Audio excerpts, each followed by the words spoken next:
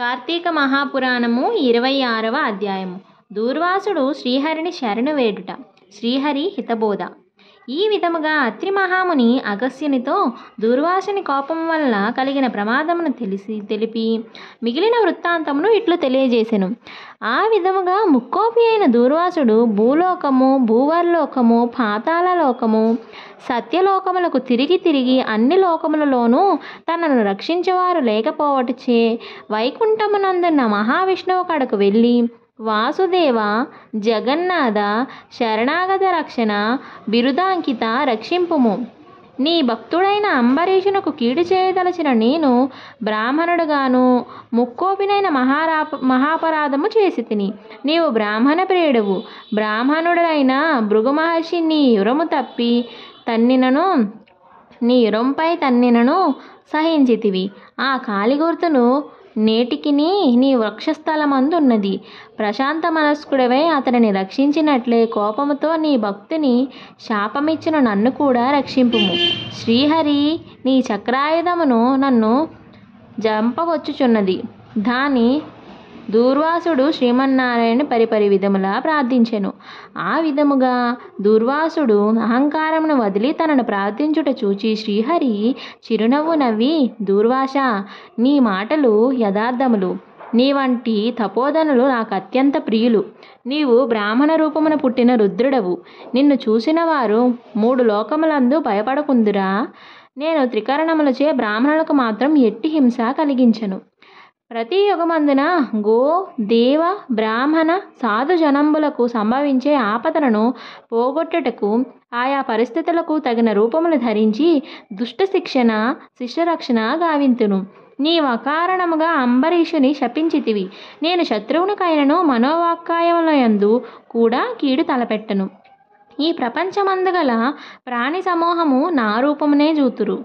అంబరీషుడు ధర్మయుక్తముగా ప్రజాపాలన చేయుచుండెను. కానీ అటువంటి నా భక్తుని నీవు అనేక విధములా దూషించితివి. నీ ఎడమ పాదముతో తన్నితివి. అతని ఇంటికి నీవు అతిథివై వచ్చి కూడా నేను వేలకు రానియలా ద్వాదశి గడియలు దాటకుండా భుజింపుము అని అంబరీషునకు చెప్పవైతివి. అతడు వ్రతభంగమునకు భయపడి నీ రాకకై చూచి జలపానమును మాత్రమే చేసెను. అంతకంటే అతడు అపరాధం ఏమి చేసెను?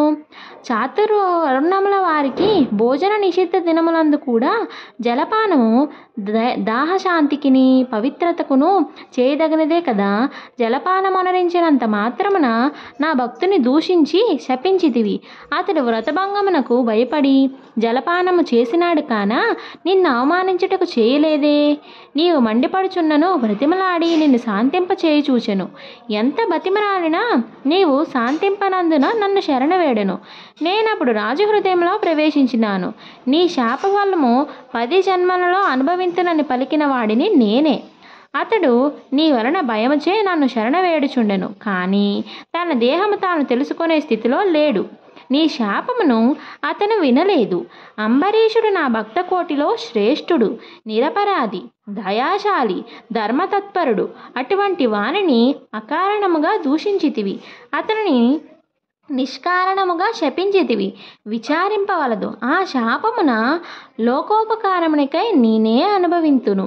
అదెటులనినా నీ శాపంలో మొదటి జన్మ మత్స్య జన్మ. నేనీ కల్పమున మనువును రక్షించు నిమిత్తము సోమకుడను రాక్షసుని చంపుటకు మత్స్య రూపమునెత్తుదును. మరికొంత కాలమునకు దేవదానవులు క్షీరసాగరమును వధించుటకు మందార పర్వతమును కవ్వముగా చేయుదురు. ఆ పర్వతమును నీటిలో మునగకుండా కూర్మరూపమున నా వీపు పైన మోయుదును. వరాహ జన్మమెత్తి హిరణ్యాక్షిని వధింతును. నరసింహ జన్మమెత్తి హిరణ్యకశిపుని చంపి ప్రహ్లాదుని రక్షింతును. బలిచే స్వర్గము నుండి పారద్రోలబడిన ఇంద్రునకు తిరిగి స్వర్గమును అప్పగించుటకు వానర రూపమునెత్తి బలిచక్రవర్తిని పాతాళలోకమునకు త్రొక్కివేతును. భూభారమును తగ్గించుటకు క్షత్రియులను చంప బ్రాహ్మణుడినై జన్మించి భూభారము తగ్గింతును. లోకకంటకునైన రావణుని చంపి లోకోపచారము చేయుటకు రఘువంశమున రాముడినై జన్మింతును. పిదప యదువంశమున శ్రీకృష్ణునిగాను కలియుగమున బుద్ధుడుగాను కలియుగాంతమున విష్ణుచిత్తుడను విప్రుని ఇంట కల్కి అను పేరును జన్మించి అశ్వారూఢుడనై పరిభ్రమించుచు బ్రహ్మదేశములను అందరూ మట్టబట్టుదును అని ఓ అంబరీషునకు శాపమున రూపమున ఇచ్చిన 10 జన్మలను నేను ఈ విధముగా పూర్తి చేయుదును.